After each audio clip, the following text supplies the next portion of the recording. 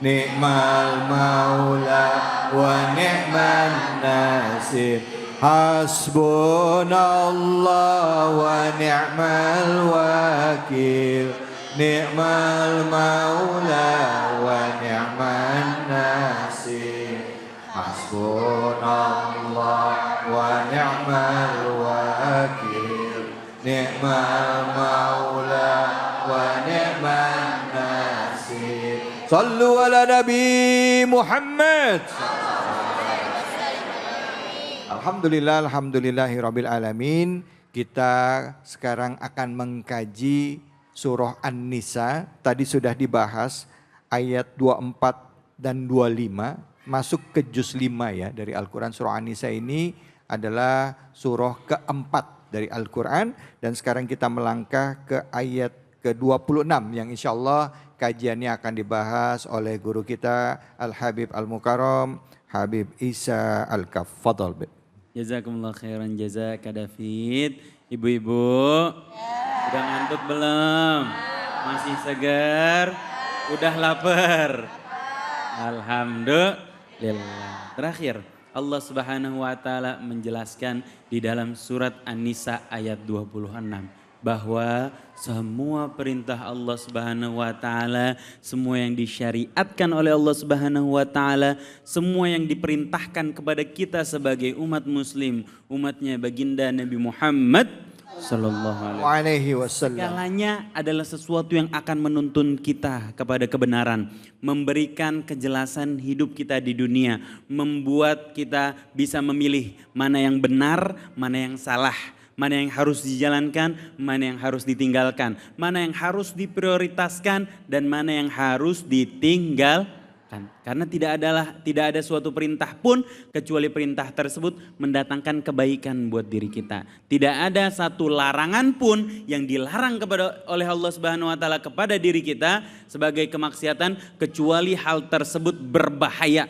buat diri kita. Bukan hanya berbahaya di dunia, bahkan berbahaya saat kita berada di alam kubur, dan bahaya yang lebih mengerikan adalah bahaya saat kita berada di hadapan perhitungannya Allah Subhanahu wa taala. Bahaya yang lebih mengerikan lagi adalah bahaya yang membuat hati kita kotor, ibu-ibu, karena hati adalah tempat pandangan Allah Subhanahu wa taala. Oleh karena itu Allah mengatur semuanya.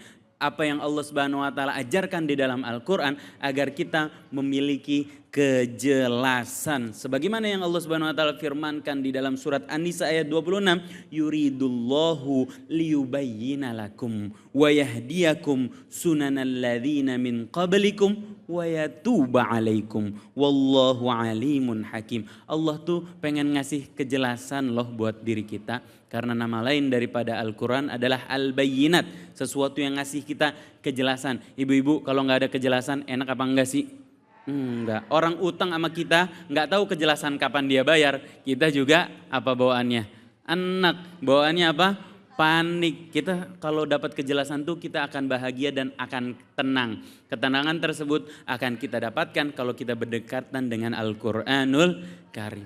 Semua aturan yang kita rasa itu ribet, Allah mengatakan Allah tuh pengen liyubayyina lakum, ngasih kejelasan buat kalian. Wa yahdiyakum sunanal ladzina min qablikum. Allah pengen ngasih contoh yang akan menjadi petunjuk kalian, petunjuk kita semua terhadap apa yang sudah dilakukan oleh orang-orang sebelum kita, yang udah lebih dahulu mendahului kita, yang sudah lebih dahulu menghadapi tantangan hidup, yang sudah lebih dahulu mendapatkan petunjuk Allah, yang sudah lebih dahulu dipanggil dan berhasil berada dalam keridhaan Allah Subhanahu wa taala.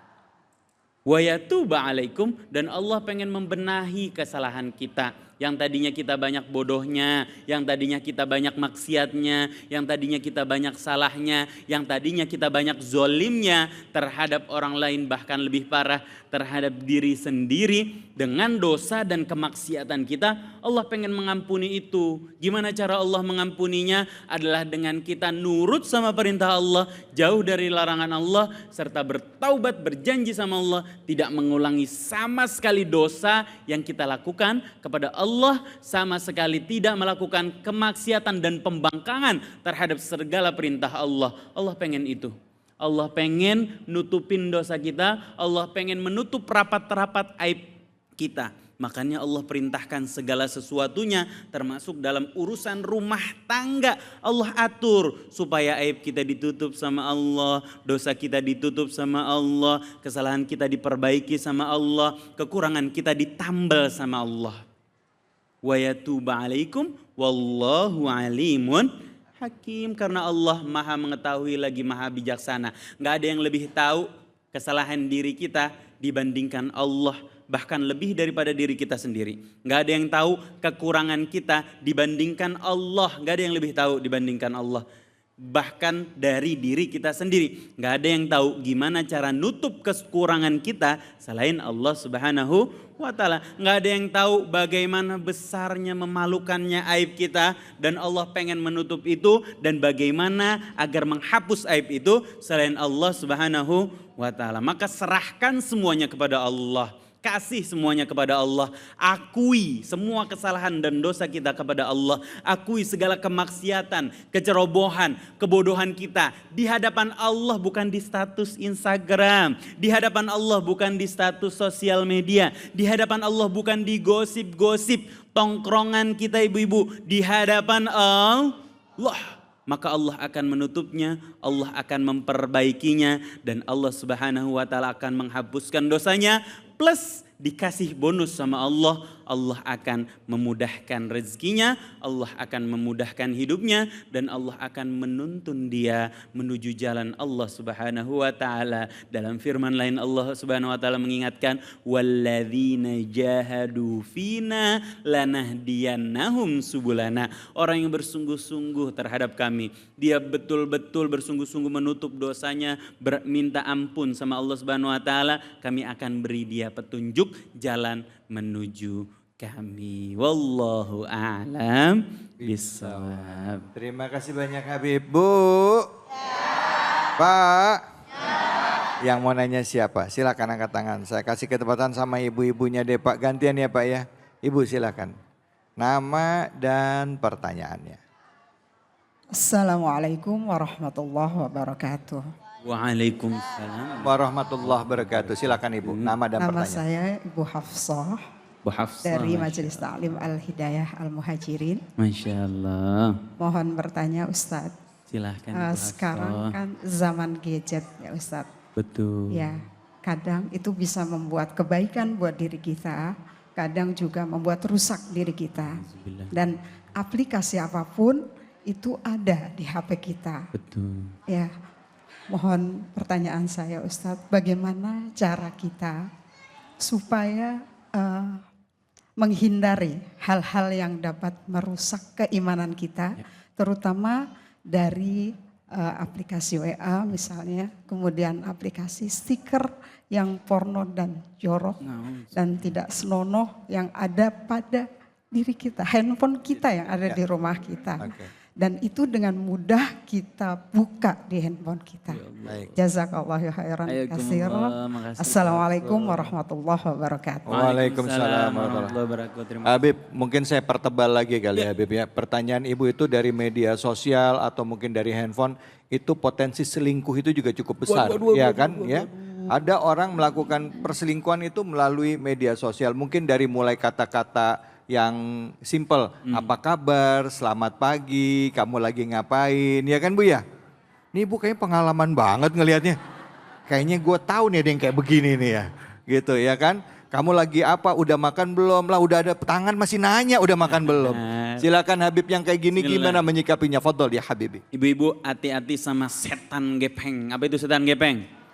Ini setan gepeng, ini bisa menuntun kita, memudahkan hidup kita, tapi kita juga bisa bergantung dan bahkan kita bisa berdosa sebelum ketemu sama orang lain dengan handphone kita. Na'udzubillahimin dzalik. Terutama dosa yang paling sering yang kita dapati lewat handphone kita adalah dosa pandangan. Barang siapa yang berhasil menghindarkan pandangan haram, maka Allah akan gantikan dengan kelezatan iman di dalam hati kita.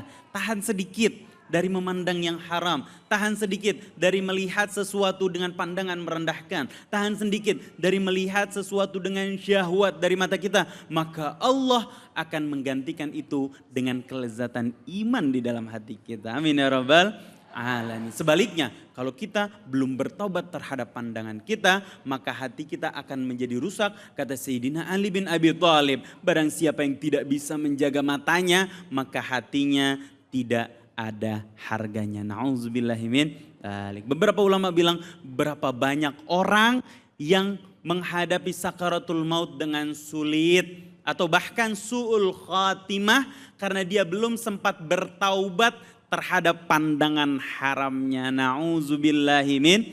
Maka jaga diri kita, jaga keluarga kita, jaga anak-anak kita dari pandangan haram agar Allah menjaga hati dan kehidupan kita. Wallahu a'lam. Bisawab. Bu. Pak. Memang banyak ya hal yang bisa dibahas mengenai pernikahan ini. Tadi kata Habib dijelaskan kita harus pandai-pandai menjaga diri. Karena yang namanya setan gepeng ini juga bisa juga jadi malaikat gepeng juga ya. Bukan malaikat tapi bisa jadi amal soleh bagi kita ya. Bisa jadi amal soleh apa? Dengan menebarkan kebaikan, mencari informasi yang bermanfaat ya. Terus juga kita tebarkan kebaikan. Bukan untuk jadi sarana maksiat ya. Karena kalau udah sarana maksiat jadi bisa nanti dosanya dosa jariah ya kan gitu. Tapi kalau jadi amal jariah malah lebih baik. Bukan begitu ya Bu ya? Bu? Bu? Ini saya dipelototin sama ibu-ibu, kenapa ini? Ya Pak. Baik, kita akan lanjutkan lagi. Tadi ada banyak beberapa pertanyaan juga yang belum terjawab. Bagaimana dengan mahar yang tinggi ditetapkan orang tua kepada pasangannya? Terus juga bagaimana dengan orang-orang yang melakukan pernikahan tapi nikahnya nikah mut'ah? Terus bagaimana juga buat orang-orang yang belum mampu secara finansial tapi mau menikah. Sedangkan dalam pernikahan ada tanggung jawab. Jawabannya akan hadir sesaat lagi dan kami berikan kesempatan Bapak Ibu untuk bertanya juga tentunya hanya di sini. Di Cahaya Hati Indonesia.